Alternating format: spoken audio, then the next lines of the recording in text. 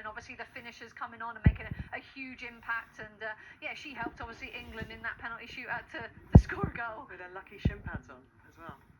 I need to see them. I heard a lot in comms. I could hear the comms. Yeah, she was wrapping up her, bandaging him up, and it looked like a picture of her and her recently betrothed, married husband. Yeah. Nice. That's lovely. Yeah, lovely. Did you have shin pads like that? No, sorry, Callum. Sorry. Callum getting kicked. Okay, another person who's been through a range of emotions tonight, you'd imagine, Jonas, as a fellow manager, would be Serena Wiegmann. Let's hear from her now with Joe. Well, Serena, you just said to me that you feel 90 years old. I think we can all resonate why, but emotionally, how was that watching on from the sideline for you? Hard. One of the hardest games I've ever watched. Very emotional. We could have been out 4 or 5 times during the game. Of course, when you're 2-0 down at halftime, it's not good. Although we started really bad on the game, and then at the end of the first half we got better in the game, and the second half we did better, but we didn't create anything, so we had to change shape. And then of course, we scored 2 goals, so that was crazy already. Then we go into extra time. Some players injured, some cramp, Hannah, blood and all over the place, and then we go into penalty shootouts, and then we miss a lot, but they miss even more, and then we're through. Are you okay? I need to decompress, I think. When you were heading into extra time, you have players coming off left, right and centre with injuries, but at what point did you have to start thinking about who would be on the pitch to take the penalties? Well, we already prepared that before the game. So what would be the options? And we have trained and we know the players' preferences, but then when the game is finished, of course, we have to know who's on the pitch and who is still confident to take one. So that went really quick because we do it together with the technical staff, and so I think that was the easiest job today. How brave was it to put someone like Michelle Adjemang on at that point in the match with so much riding on it?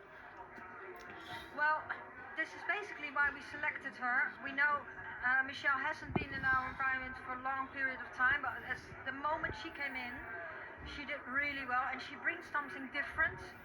And she showed that in training. She showed that against Belgium. She showed that against France. And she's so strong, and then she scores a goal too. So yeah, of course she just has shown that she can do that. And a word on Hannah Hampton. She was fantastic tonight. She's had her doubters. Has she silenced those doubters now? Well, she didn't have doubters in our bubble. So I think she had a very impressive performance, really well. She had some very good saves in the second half. That one save was really important, and she had one penalty on the right side that was an incredible save. So yeah, pretty big contribution today. I think she's probably going to wake up a national hero tomorrow morning. But look, you're into the semi-finals. You know you're going to be playing Italy. Can you even start to get your head around that yet? No, not yet. At the moment, I'm just thinking how this team turned this around again. How this team showed resilience and just keep going. And sometimes we say we're never done. Well, tonight we showed we're absolutely never done. Small glass of wine tonight?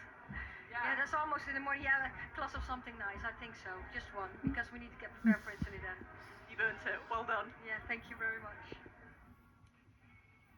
You don't often see Serena Wiegmann that candid, do you? Mid-tournament, she's really worn her emotions a little bit larger there. I think from the start of the tournament, I think behaviour on the sideline has been completely different to what we've been used to. That calm presence on the side. I mean, the opening game against France, there were some decisions going against his team, and you could see her a little bit irate. And I love that side of management. I think especially when the opposition see it, it can get under their skin a little bit. Jonas, you was a bit like that.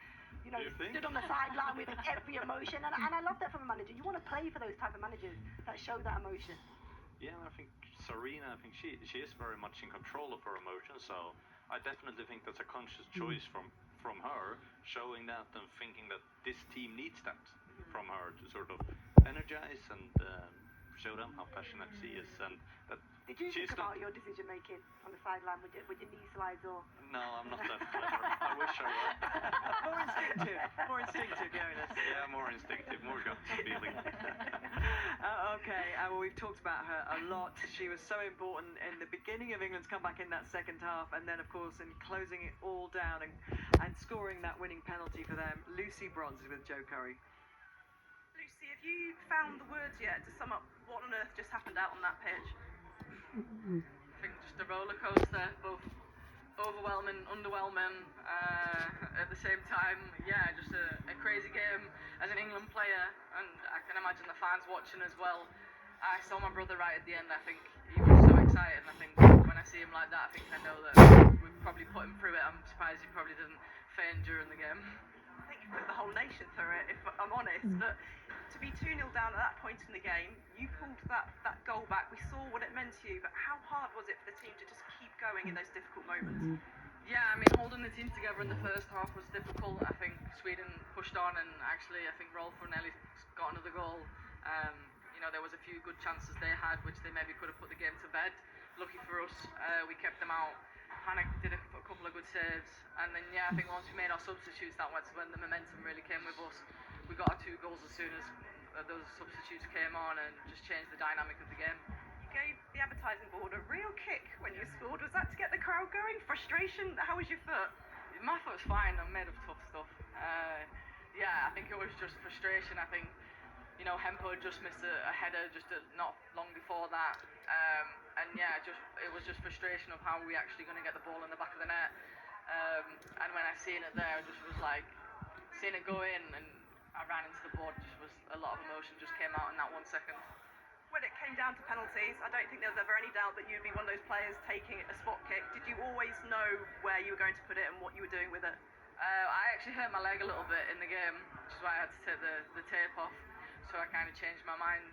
That's why I took it off, because I thought, I'm not sure if I'm going to hurt myself doing something different. And I watched the goalkeeper in every single penalty, and she dived quite early. And statistically, in the penalty shootouts, it's risky for the goalkeeper to stand still and go down the middle. Penalty shootouts as well, statistically, you're more likely to win if you go first. Winning the coin toss obviously was played into that. So I love maths. Trust you to know the stats on that. Yeah. I mean, I've been around long enough. I have to know the ins and outs of all the game, even stand a little bit in front and things like that, celebrating each goal, giving confidence to my team. Just all those little things can make a difference, and I don't know if it did or it didn't tonight, but for me it felt like it did. Italy up next. I don't know if you've really got your head around that yet, but England must fancy their chances against a team that are ranked so much lower than them. I mean, obviously on paper they're ranked lower than us, but I think for them it's like they've got everything to win in that game. Considering I think it's their first ever Euro semi-final. You saw how much it meant to them yesterday getting through. I thought they played really well, even against Spain. I thought they did quite well, although the scoreline probably doesn't look like it. And Spain are a top team, so I've watched them throughout the tournament. I think they deserve to be in the semi-final. Don't think we take anything for granted after this game tonight, so we have to be at our best if we want to get to the final. Well, look, you've delayed the 10 o'clock news long enough now, but go and enjoy the celebrations. We'll see you in Geneva. See you there. A real student of the game, and that study paid off tonight when it came to those penalties. This is how the route to the final is shaping up. We now know who will play in the first semi-final in Geneva on Tuesday night, and it is England who will face Italy, who got their own drama going last night with that 90th minute winner. And there are 2 quarterfinals to go. Starting tomorrow night as the host Switzerland take on the might of Spain. It's a huge task for them, but they will have that fantastic home support, of course. And on Saturday night, Germany face France. Interestingly enough, both group winners who had a maximum point tally of 9 points, Norway and Sweden, gone out. I don't know if that means anything at all. It's a Nordic exit as well. Jonas, if we're looking for connections there, I mean, just shows you don't need to have a clean sweep in your group, do you?